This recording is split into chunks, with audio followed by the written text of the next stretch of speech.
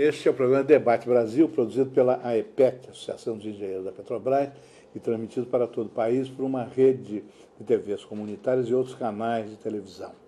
Nós vamos conversar hoje com o engenheiro Estelito Rangel, que já esteve aqui no início deste ano, quando uma sucessão de explosões em bueiros nas ruas, bueiros ligados à rede de energia elétrica, assustou o Rio de Janeiro, assustou outras cidades também, e provocou vítimas seriamente queimadas, risco de vida, essa coisa toda.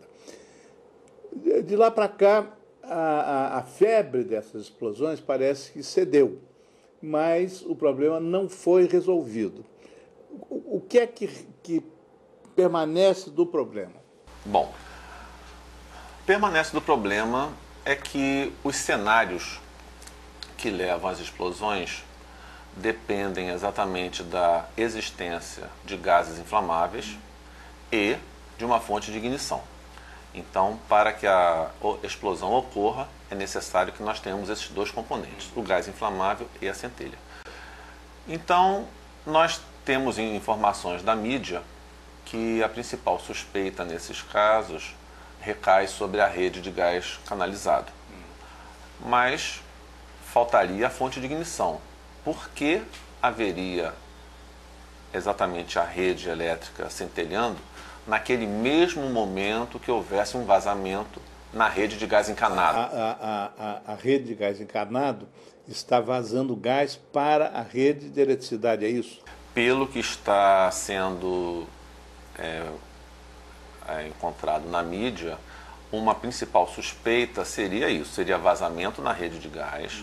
Esse gás encontraria a rede de eletricidade, penetraria no interior da rede e, além de penetrar no interior da rede, encontraria um ponto de ignição.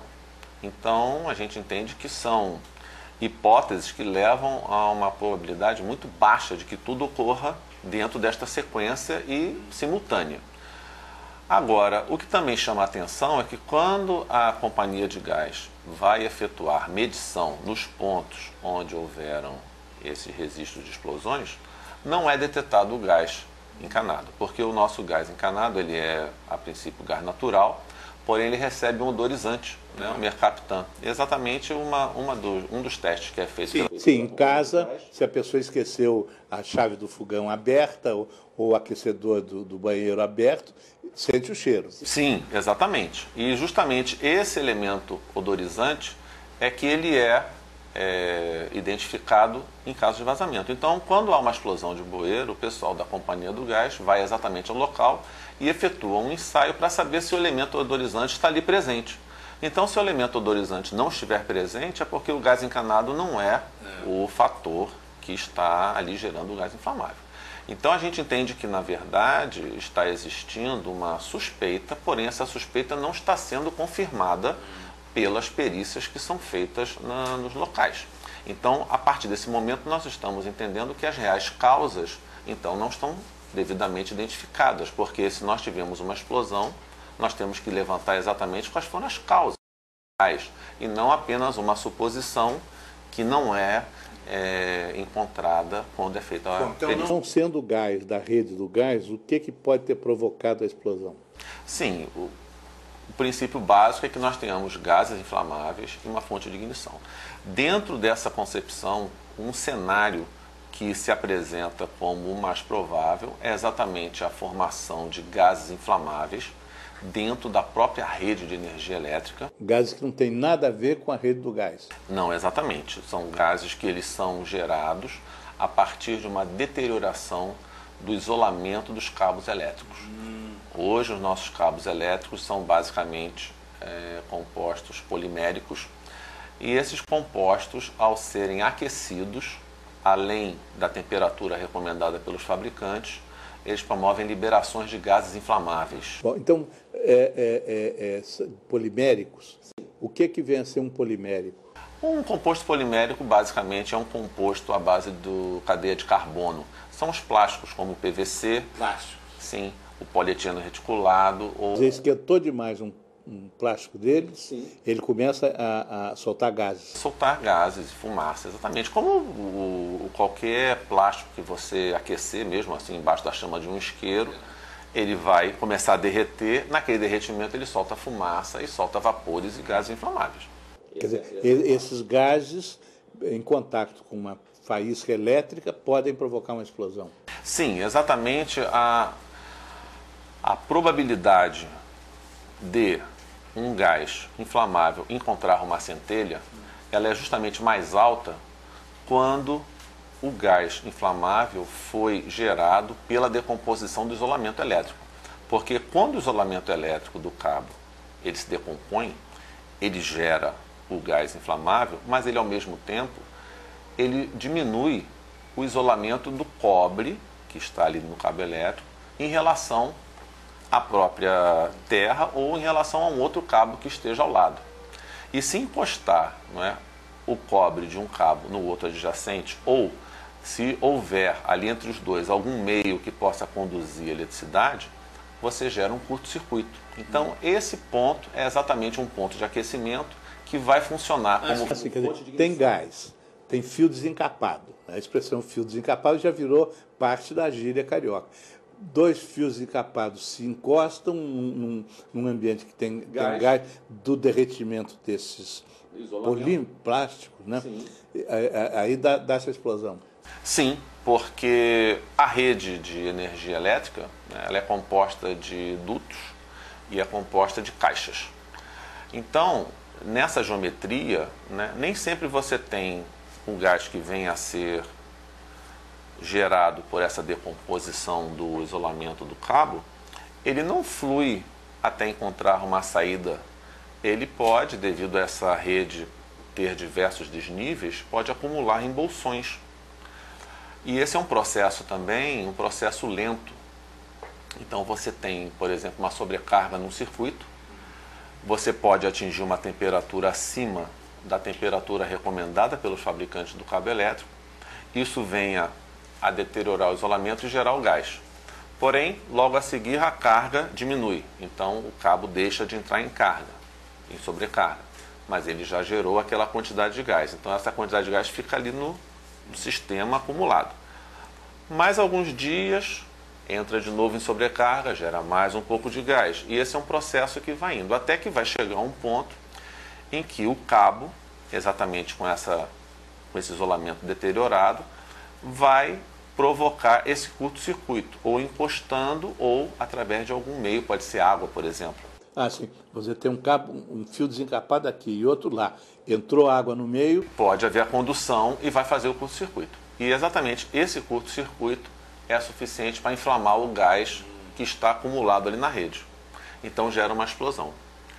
Então esse cenário tem uma muito maior chance de probabilidade do que o cenário de vazamento na rede de gás encanado, vazar para uma rede elétrica e encontrar um centelhamento, porque a rede elétrica, se estiver perfeito, não há qualquer tipo de faísca. Na rede elétrica não pode haver faísca. Nas nossas casas, né, nós temos nossas instalações, nós não temos centelhas ou faísca em nossas instalações. Nós temos uma rede que você utiliza com segurança e sem nenhum tipo de cheiro ou fumaça sendo emitida.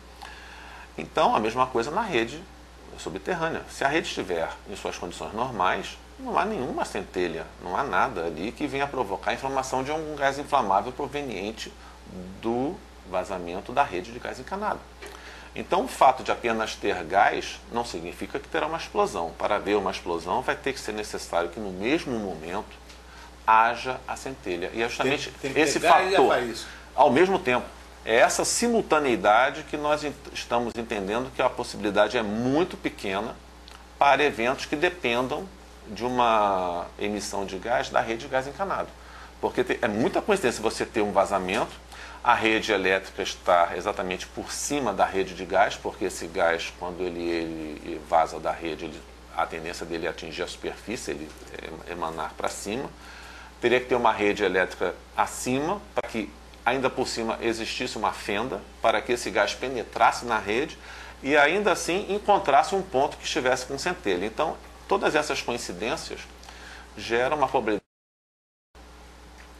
A probabilidade justamente é mais alta quando o evento seja proveniente da própria rede elétrica, porque o cabo que liberou o gás já é o cabo que está com o isolamento deteriorado e que vai estar propenso a formar o curto-circuito. Então, nós estamos entendendo... O mesmo cabo liberou o gás lá pelo derretimento dos seus... Sim, dos elementos plásticos, né? E por causa disso produziu a faísca. Sim, e pode ser uma coisa demandar dias ou semanas ou meses da outra. Ele pode estar em sobrecarga hoje, amanhã não estar mais em sobrecarga, depois volta a entrar em sobrecarga novamente, esse volume de gás que vai sendo gerado aos poucos vai se acumulando na rede e quando houver o curto-circuito ela vai ignitar todo esse volume que está acumulado. Então, por isso que o processo ele demanda tempo para a evolução, né? Não é porque o bueiro, por exemplo, explodiu hoje que aquele defeito aconteceu hoje. Antes do bueiro explodir, dá para perceber que a situação é perigosa? Assim, sai fumaça, sai barulho? Não, necessariamente não, porque justamente a rede é enterrada, eventuais ruídos podem não ser audíveis pelo pessoal aqui na superfície. E também os gases, muitos deles são gases que não possuem cheiro. Então, por exemplo, metano, ele é emitido também nessas queimas, é um gás que não possui cheiro. O hidrogênio, também que é um gás altamente inflamável, também não possui cheiro. Então, esses gases podem ficar na rede e não serem percebidos pelo público aqui na superfície. Da mesma forma, não é porque houve essa emissão de gases pela deterioração do isolamento que vai se formar uma explosão. É possível que a corrente de ar que esteja dentro do duto possa provocar uma queima, né? Chamada também de queima sem chama ou pirólise, e essa pirólise gerar fumaça. Então, quando você tem um bueiro que gera fumaça, você pode estar tendo ali exatamente uma deterioração de isolamento. Sim, tem fumaça, fica longe, é isso? Não evoluiu com uma explosão. Do ponto de vista do pedestre, apareceu fumaça, cai fora. Não, primeiro ligue para a concessionária. Caia fora e ligue para a concessionária. Caia fora primeiro. Caia fora primeiro e ligue para a concessionária quando tiver em segurança. Porque justamente ocorreu em 2008, nos Estados Unidos, em Nova York, aconteceu de um empregado da rede da concessionária de eletricidade. Ele estava fazendo um reparo exatamente dentro de um bueiro, que era uma câmara onde havia emendas de cabos. Ele já estava ali há 5 dias trabalhando, fazendo emendas de cabos. E houve um zumbido, uma fumaça, e logo depois uma explosão ele morreu. Ele faleceu dentro do bueiro, fazendo um serviço. Então, ele não percebeu que a situação estava perigosa? Ao que parece, não, porque, como eu disse, o evento ele não possui um comportamento. Ele pode demandar da emissão dos gases ser lenta, pode demandar de ser mais rápida, pode oferecer fumaça ou não. Então, o fenômeno ele não é devidamente mapeado e não tem um comportamento definido. Ele tem diversas variações que dependem das condições da rede, daquele sistema, daquele local, daquelas condições de ventilação. Nesse caso, nós entendemos que o que aconteceu foi muito rápido, porque o que também nós pesquisamos foi numa notícia de jornal. Então, não houve assim maiores informações. O que nós pesquisamos é que ele estava trabalhando no bueiro, as pessoas ouviram um zumbido. O zumbido veio com fumaça saindo do bueiro, logo depois a explosão. Não ficou claro na reportagem se esse zumbido foi de curta duração, logo depois a fumaça, logo depois a explosão. Ao que parece, deve ter sido nessa sequência, uma sequência rápida de eventos, em que ele talvez não tenha tido tempo de sair de onde ele estava e atingir a escada para sair do bueiro.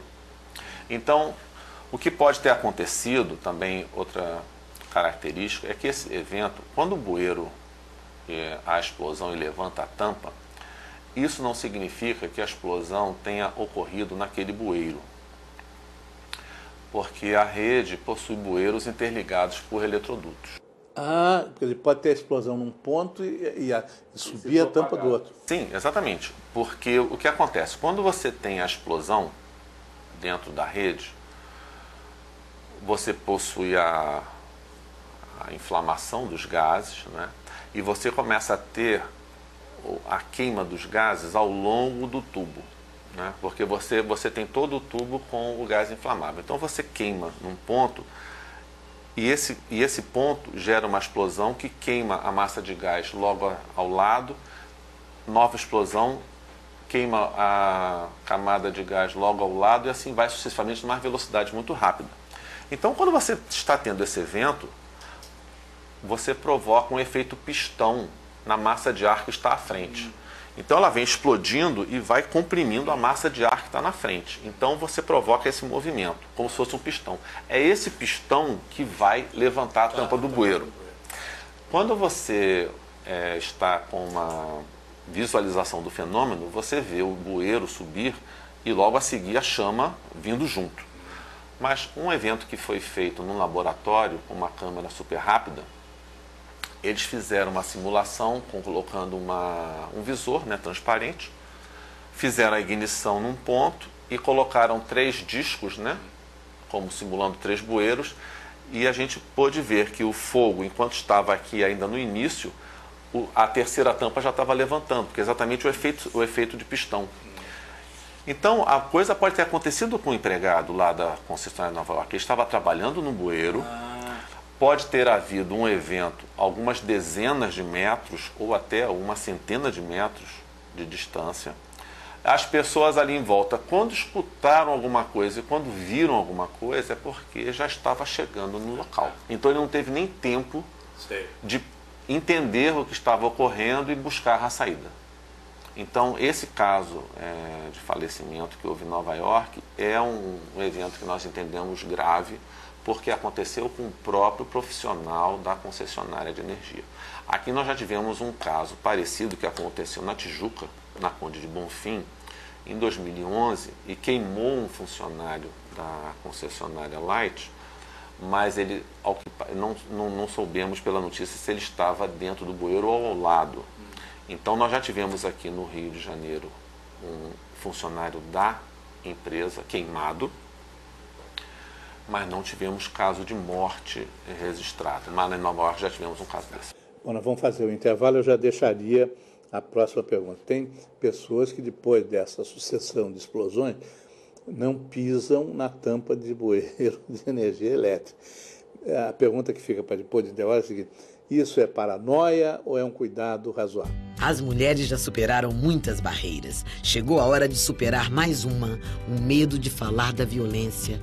Ligue 180, Central de Atendimento à Mulher.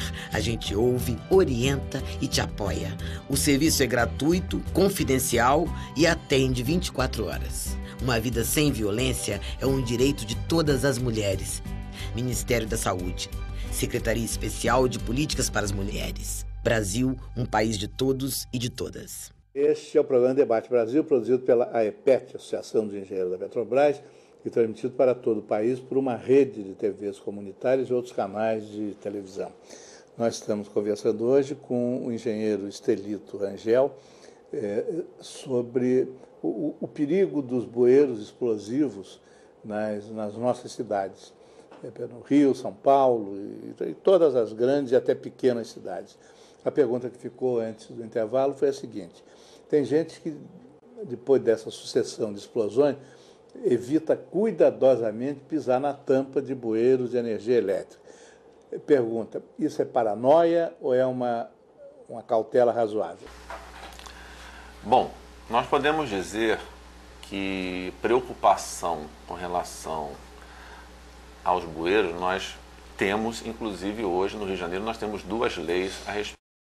Temos uma lei que proíbe a colocação de mesas e ocupação, né, sobre bueiros, as caixas de energia elétrica, e temos uma outra lei que proíbe o estacionamento sobre as tampas dessas caixas. É porque teve um táxi que levantou voo, né? Sim, o táxi, na verdade, o táxi que aconteceu, houve uma explosão no bueiro, ali na Avenida Nossa Senhora de Copacabana, perto da Bolívar, né? O táxi, quando estava próximo ao bueiro, estava chegando ao bueiro, houve uma explosão. Então, essa explosão foi uma explosão extremamente forte, porque eu entendo que exatamente foi o final da linha daquele fenômeno de pistão que nós estávamos aqui conversando. E justamente quando você chega no final da linha, essa explosão é extremamente mais forte do que a que ocorreu no início da linha, porque ao longo da compressão, quando você tem a inflamação de um gás que está comprimido, a energia liberada é muito maior do que quando o gás não está comprimido. Então, exatamente essa câmara, que deve ter sido o final da linha da explosão, ela estava com aquela massa de ar, né, e gás comprimida, porque já estava sendo pressionada pelo fenômeno que estava vindo através da rede, e aquela massa comprimida, quando recebeu a ignição, explodiu com energia muito maior. Então ele levantou toda a moldura de ferro da tampa daquele bueiro, né?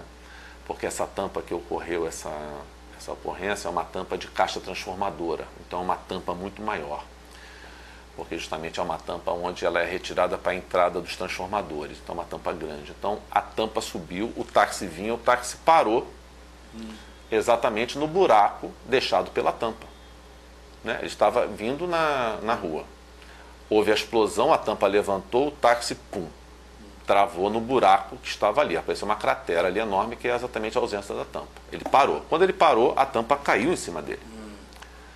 Então, na verdade, ele viu o evento, que o motorista na entrevista disse que ele viu uma luz vermelha, tudo vermelho, que exatamente foi o clarão do fogo, e ele parou, porque um buraco enorme. O carro parou e quando ele parou, veio a tampa por cima e caiu.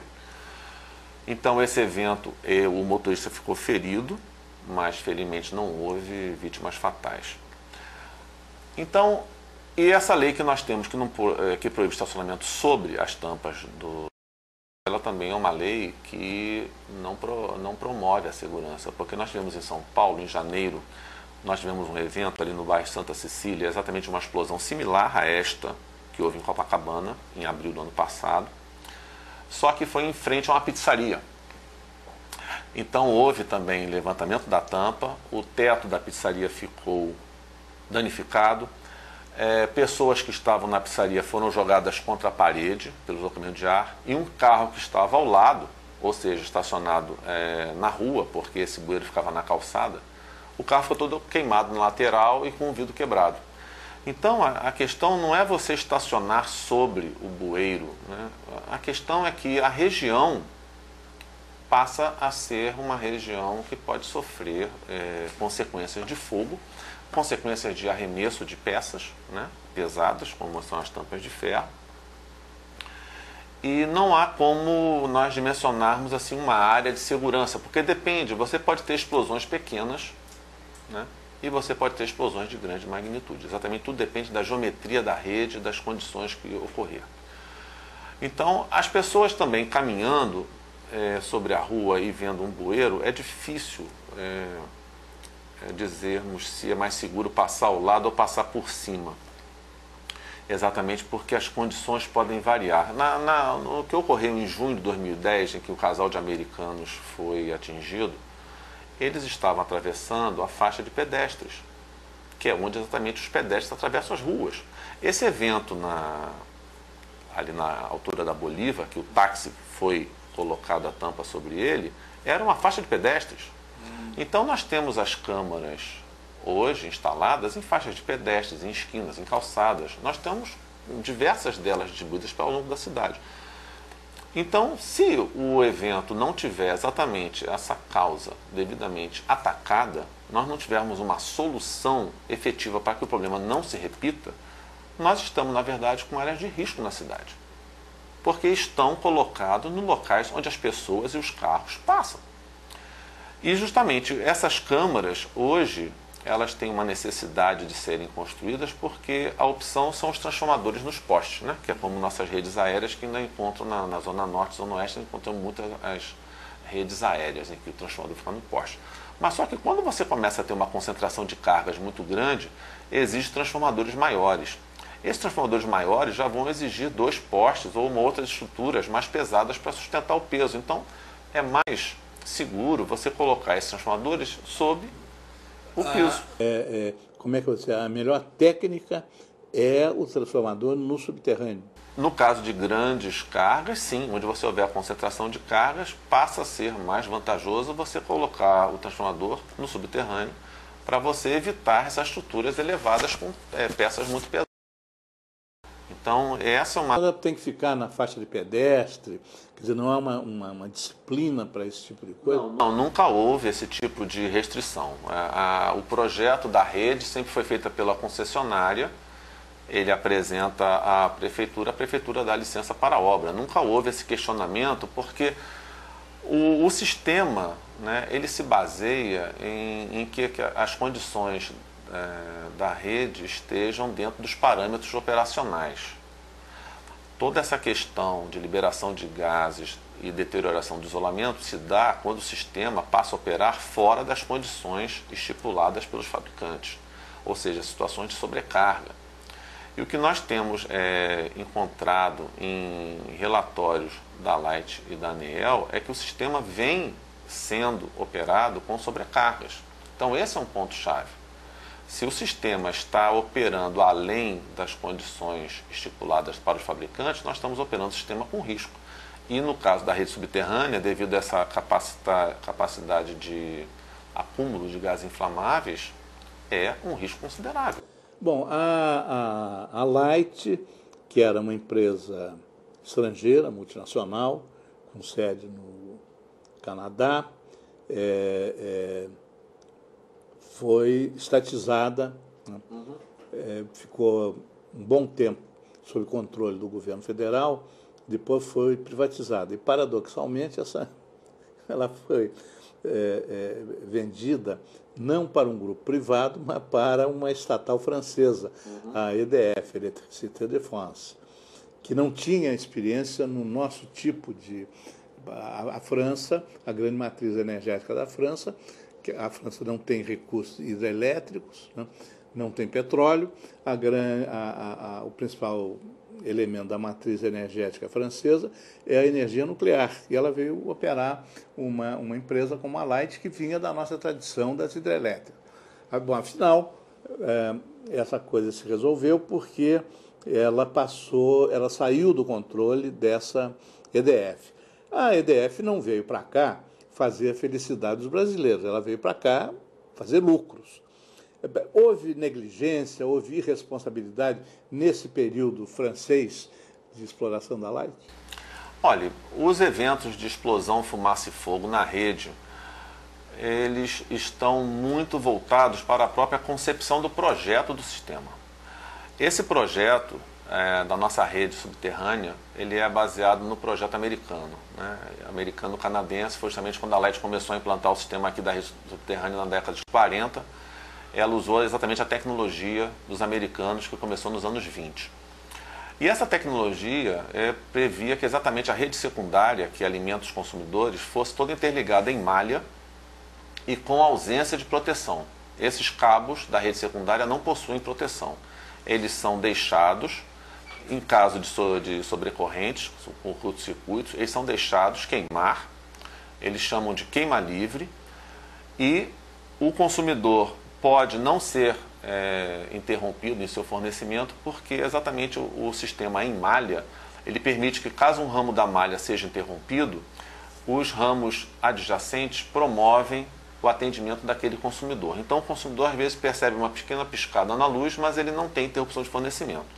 Então essa característica gera um alto nível de confiabilidade no fornecimento, mas em compensação ele sacrifica os componentes da rede. Então os cabos e transformadores que estão nas redes subterrâneas, eles não possuem proteção. O que existe de proteção nesse sistema é a alimentação em 13.800 volts desses transformadores que estão nas câmaras subterrâneas. Essa proteção vem do disjuntor da subestação de média tensão, que faz a proteção do alimentador, e dos protetores network que estão no secundário dos transformadores que estão nas câmaras subterrâneas.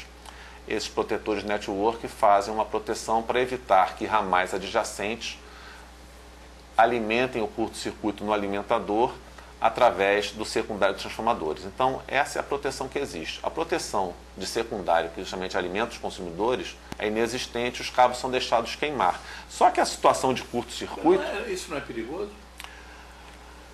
Bom, os Estados Unidos implantaram essa solução na década de 20 e na década de 40 começaram a ver as primeiras explosões nos sistemas americanos.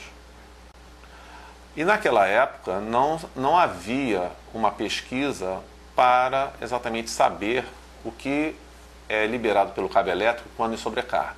Então, essa pesquisa de que gases são liberados pelos cabos quando em sobrecarga começou no final dos anos 90, aliás, início dos anos 90, em que começaram a haver estudos sobre isso e começaram a confirmar que realmente os gases inflamáveis são gerados. Então, é uma tecnologia que estava, né, com um foco na produção, na continuidade operacional, porém partia de uma premissa que o cabo poderia ficar em sobrecarga e que ele se auto-extinguiria porque estava no subterrâneo, então não causaria prejuízo a quem estivesse na superfície. Porém, com o evento de explosões, eles começaram a ver que esses eventos causam consequências no pessoal que está na superfície. Então, é uma concepção que foi moldada nos anos 20, mas que ao longo do tempo está se mostrando como insegura para a própria população. Então, nós tivemos aqui, nos Estados Unidos, né, década de 20, implantação do sistema, década de 40, início das explosões. Aqui no Rio de Janeiro, começamos com a rede em 1940, em 1958 foi a primeira explosão, a Avenida Atlântica, esquina com Figueiredo Magalhães. Queimou um guarda de trânsito, teve as vestes queimadas. Então, nota que é um período, né, um intervalo entre você colocar uma rede e ela começar a sofrer ações de novas cargas, de ampliações. Agora, isso também não significa dizer que o problema esteja com as redes velhas, porque em Belo Horizonte tivemos 2 explosões na rede subterrânea e que elas possuíam 2 anos de operação, porque foi um sistema que foi feito de urbanização do centro de Belo Horizonte. Houve 2 explosões com rede de 2 anos de operação e lá em Belo Horizonte nós não temos gás encanado. Então as pessoas ainda usam bujões de gás. Então isso é mais um ponto que... Quer dizer, o gás não foi de uma rede de gás, foi da própria rede elétrica. Tudo indica que sim, exatamente, porque a forma como o fenômeno está ocorrendo está apontando para esse cenário. Você encontra isso em redes novas, você encontra isso em redes velhas. E a própria Light, a gente também não pode dizer que a rede da Light é velha, porque a rede da Light vem sendo ampliada e modernizada ao longo desses anos. Nós tivemos, em 1993, aqui no Rio de Janeiro, tivemos o projeto Rio Cidade. No projeto Rio Cidade, 15 bairros tiveram rede subterrânea implantados. Então, isso é uma rede nova. E desses 15 bairros, nós já tivemos explosões, como Jardim Botânico, Tijuca. Então, a questão de dizer que as explosões são devidas à rede velha não encontra respaldo na prática. E também a questão da privatização e de ingerências também não está encontrando um fundamento nos eventos. Agora, nos Estados Unidos, nós tivemos diversas cidades americanas como Washington, Nova York, Los Angeles, São Francisco, Baltimore, com eventos de explosões, principalmente a partir do ano 2000, uma sequência de explosões, como aqui também ocorreu. Em 2000 nós tivemos aqui uma série de explosões, tanto que teve um tampão de uma caixa de inspeção redonda que foi parar no banco traseiro de um Gol. Ela entrou pelo para-brisas, machucou o motorista levemente no ombro, nos braços e ficou alojada no banco traseiro do Gol. Tem uma foto, primeira página do jornal, que foi isso, 18 de maio de 2000, na rua São Clemente, em Botafogo. Então, esses eventos em 2000 começaram a gerar uma série de trabalhos a respeito dessas pesquisas e nós entendemos como uma série de cidades americanas está sofrendo com essas explosões e nós aqui também com uma série de explosões está caracterizando que esse é um problema sistêmico desse projeto, porque nós não temos esse tipo de evento registrado em cidades europeias, em que a configuração da rede é diferente.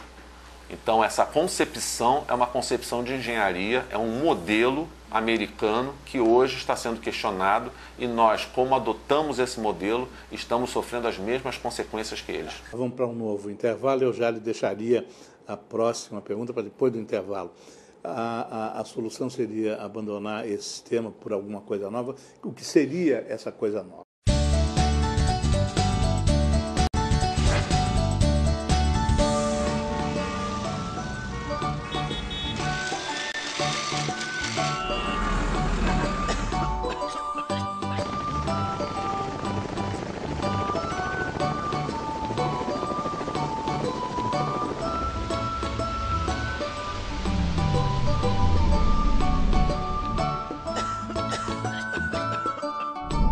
Talvez fosse bom pensar no amanhã utilizando melhor o nosso petróleo de hoje, antes que tudo isso acabe. O petróleo tem que ser nosso!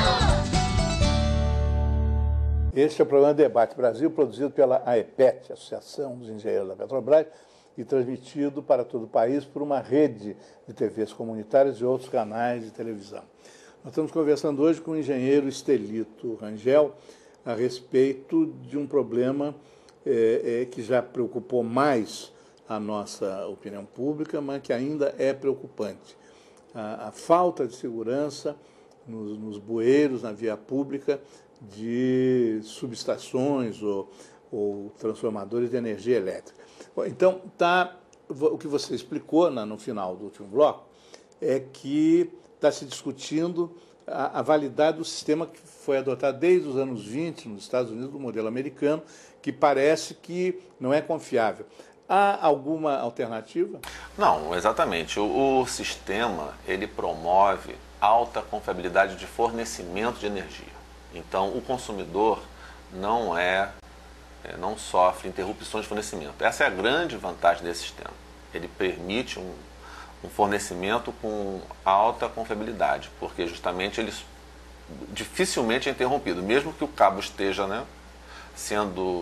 sofrendo curto-circuito, os alimentadores que estão adjacentes vão promover. Então esse é o ponto. Agora, ele não pode ser operado fora das condições de projeto. Então, por exemplo, nós temos um cabo elétrico, ele tem uma temperatura máxima especificada pelo fabricante, pode ser de 90 graus Celsius, funcionamento contínuo. Agora, ele só pode suportar, por exemplo, 130 graus Celsius durante um determinado número de horas por ano ou 500 horas ao longo de toda a vida. Então, esse é um compromisso que o usuário do cabo elétrico, no caso a companhia distribuidora, precisa garantir. Ela tem que garantir que o cabo elétrico não ultrapasse o limite de temperatura especificado pelo fabricante. Sim, mas ela tem como monitorar essa temperatura? Isso, no momento, essa rede não possui esse tipo de monitoração. E não é só a monitoração, tem que haver também um comando de que interrompa essa energia se ela ultrapassar o limite de segurança. Então, hoje, o que nós temos é uma iniciativa da companhia distribuidora para fazer monitoração das câmaras transformadoras. Essa monitoração da câmara transformadora, ela vai pegar eventos de invasão de pessoas, vai pegar eventos de nível de água, caso a câmara sofra uma inundação, vai pegar informação sobre gases, caso haja algum gás dentro da câmara, e pode pegar também informações sobre temperatura do óleo do transformador. Esses são os pontos básicos de monitoração. Agora, esse é um sistema de monitoração. Ele não está associado a nenhum sistema de comando do tipo, detetou o gás na câmara, então promovo o desligamento de toda a câmara. Não, essa informação vai para uma central de operações e esse operador que vai, de posse desses dados, vai tomar a decisão. Então, no momento, como esse sistema da nossa distribuição é um sistema que provê muita intervenção manual, você não tem operação à distância, vai depender do operador, do centro de controle, ao identificar uma situação dessas, enviar um pedido para a equipe de emergência para que compareça ao local e verifique o que está acontecendo. Então, as ações dependerão da intervenção da equipe de emergência. Nós não temos, o que está previsto na rede não é um sistema de comando à distância, é um sistema de monitoração. Agora, isso está confinado, está limitado ao ambiente da câmara transformadora. Ele não abrange os cabos que estão na rede do secundário reticulado, e justamente a rede que alimenta os consumidores e que é justamente onde existe o maior número de explosões. O maior número de explosões de bueiros são nas câmaras de inspeção, que é onde justamente só existem cabos, e não nas câmaras transformadoras. As câmaras transformadoras são um evento de número menor do que eventos de explosão em câmara de inspeção. Por quê? Porque, como a gente conversou, é muito provável que esses cabos da rede do sistema reticulado secundário, ao entrar em sobrecargas, entram em decomposição, liberam gases inflamáveis, esses gases são ignitados, mas na rede.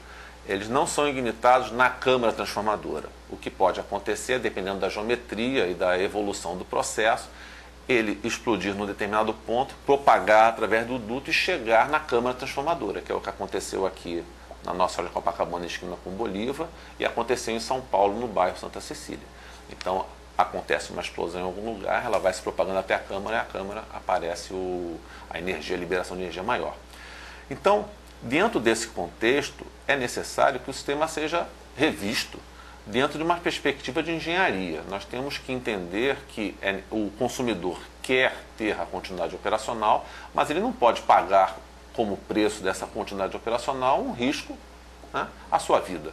Esse é o ponto-chave. Nós temos que pensar hoje em soluções que garantam que os componentes do sistema elétrico vão operar dentro de uma faixa de segurança. Esse é o ponto-chave. E nós, pelos relatórios da ANEEL e relatórios da Light de anos anteriores, vemos que em várias oportunidades o sistema operou em sobrecarga. Então, operou intencionalmente em sobrecarga. Isto é um perigo. Sim, porque no momento só existe uma alternativa a você, caso houver uma demanda acima do previsto na rede, só uma alternativa, você interromper o fornecimento. Então, se você não interromper o fornecimento, o consumidor é atendido, porém o sistema fica em sobrecarga. Então, em 2009, né, declaração da própria Light, o sistema operou em sobrecarga no verão de 2009. Em sobrecarga constante? Não, em sobrecarga o período deve ter sido um período considerável. Ao que parece, verão de 2009 foi a declaração que a Light deu. O verão inteiro sobre... Ao que parece, sim, é o que está na declaração. Então, se nós tivemos um verão em sobrecarga, em 2009, né, isso explica por que em 2010 começou a haver uma sequência de explosões em vários pontos da cidade. Né? Porque se você tem explosão num determinado ponto, você caracteriza que a rede naquele ponto está com problema. Agora, se você caracteriza que a rede tem explosões na Tijuca, em Copacabana, Ipanema, Neblon, Flamengo, aí você, o quadro já está muito maior, né? O quadro já demonstra que há um problema em toda a rede, já não é mais um problema localizado, já é um problema de rede.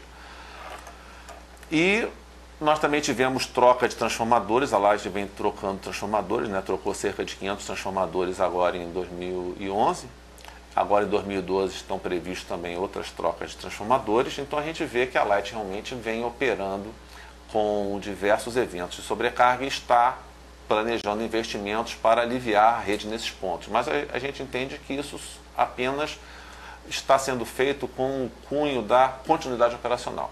Eu acho que tem que haver uma reapreciação em prol da segurança dos usuários para que a rede ou não venha a operar em sobrecarga, ou, se operar em sobrecarga, opere apenas no limite definido pelos fabricantes, para que nós não tenhamos, como consequência dessa continuidade operacional, eventos de explosão de bueiros que nós não temos como definir as consequências de um evento desse. Bom, essa situação de perigos nesses bueiros, quer dizer, a tampa do bueiro é apenas seria a ponta do iceberg, aquilo que se vê. A coisa lá embaixo é uma infinidade de instalações subterrâneas. Isso não nos levaria a crer que dentro de casa a gente também corre perigo? Não, porque dentro de casa você tem, na entrada do fornecimento, você tem ali onde tem o medidor de energia, você tem um disjuntor geral. Então, na sua casa, as sobrecargas estão devidamente limitadas, porque você tem um disjuntor. Esse disjuntor protege todos os seus circuitos, suas tomadas, seus pontos de luz. Então, se houver alguma sobrecarga, o disjuntor abre, protegendo para que isso não se transforme numa consequência grave. Na rede subterrânea do secundário reticulado, não existe esse disjuntor. Então, se o cabo vier a se deteriorar, nada vai impedir. Se o cabo vier a sofrer curto-circuito, nada vai impedir, ele vai derreter. Então, esta é a concepção. Então, nós, nas nossas casas, estamos seguros porque nós temos um elemento que, ao perceber que o cabo está saindo das condições de segurança estabelecidas pelo fabricante, o disjuntor desliga o circuito. Agora, na rede de distribuição, não existe isso. Por quê? Porque a meta da companhia distribuidora é lhe dar energia. Então, ela não tem interesse em interromper a sua energia.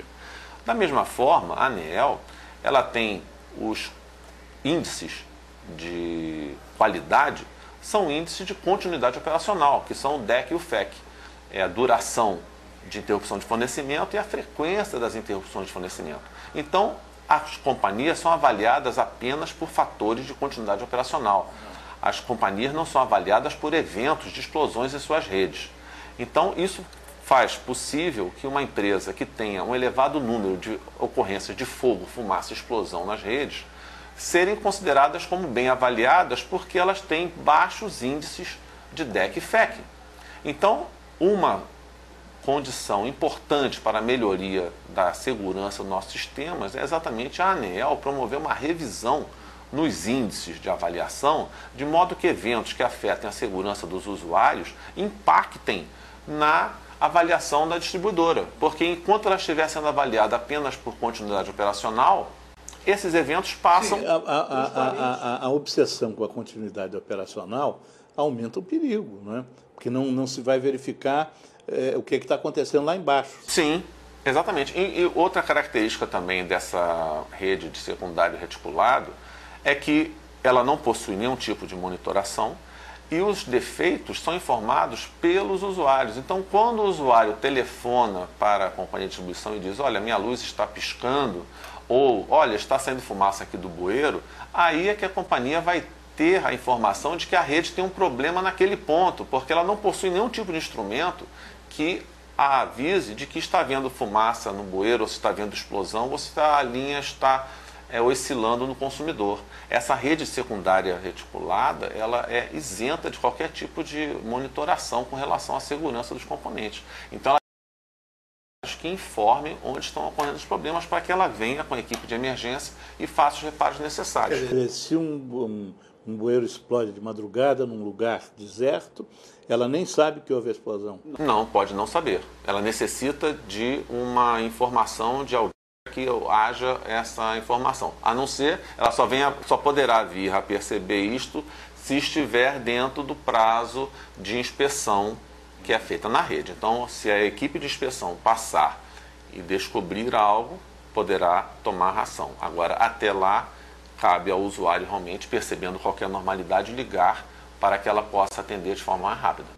Bom, se dentro de casa não existe esse perigo, por que, quando a pessoa vai comprar um computador, por exemplo, recebe o conselho de, ao sair de casa, desligar até a tomada do, do estabilizador de voltagem? Isso porque muitos desses componentes que nós hoje temos em casa, como computadores e aparelhos DVD players, televisões, eles recebem energia mesmo estando desligados, porque o desligamento do aparelho é apenas da sua parte funcional. Muitas vezes eles ficam naquela situação de stand-by, em que fica aceso um pequeno LED, né, mostrando que ele está ligado na tomada, porém está desligado de suas funções. Então, nessa situação, está entrando energia no aparelho. Tem partes energizadas ali, que é exatamente a fonte de alimentação, que é um dispositivo que recebe a nossa tensão de 120 volts e dali distribui em vários níveis de tensão internamente. Outro conselho que o comprador recebe começou a dar trovoada, né? Desliga o computador. Sim. Por quê? Sim, porque da mesma forma como a gente, ao viajar, também deve retirar da tomada esses equipamentos, eles estando ligados na rede elétrica, qualquer flutuação na tensão pode provocar um dano no equipamento. E essas tensões podem ser de alto valor, porém de curtíssima duração. Então, por exemplo, o raio, se cair um raio na rede elétrica, ele provoca um pulso na tensão que pode chegar a 800 volts, por exemplo, porém em milésimos de segundo. E esse pico de tensão pode queimar a fonte de alimentação que está ligada. Então o aparelho está desligado, mas a fonte de alimentação dele está recebendo a tensão. Basta desligar o estabilizador ou precisa tirar da tomada? A ideia é retirar da tomada. Retirar da tomada. Porque hoje existem componentes que podem ficar ligados. Ele está na tomada, está promovendo o funcionamento, mas ele tem partes internas que estão recebendo aquela tensão da tomada. Então a proteção total é ou tirar da tomada ou desligar o disjuntor geral no seu quadro da cozinha. Então você desligando o disjuntor geral, também você garante que se houver qualquer pico de tensão, ele não virá para os seus equipamentos. Nos hotéis mais modernos, a pessoa, ao sair do seu apartamento, automaticamente o sistema elétrico desliga, né? Tem, a chave fica lá num receptáculo, quando ele tira a chave dali, né, a eletricidade é desligada. Conviria nós termos isso na nossa casa? Não, talvez não, porque esse recurso é utilizado pelo hotel exatamente para favorecer a diminuição do consumo de eletricidade.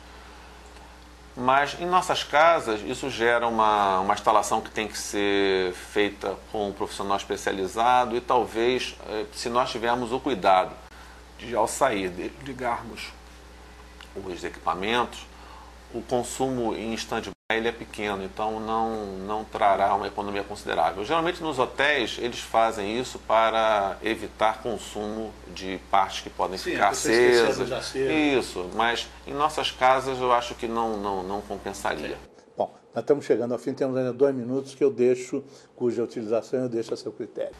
Sim, eu gostaria de agradecer à EPET a oportunidade e espero que os telespectadores acessem o site e busquem aqui a organização do programa com dúvidas, com perguntas.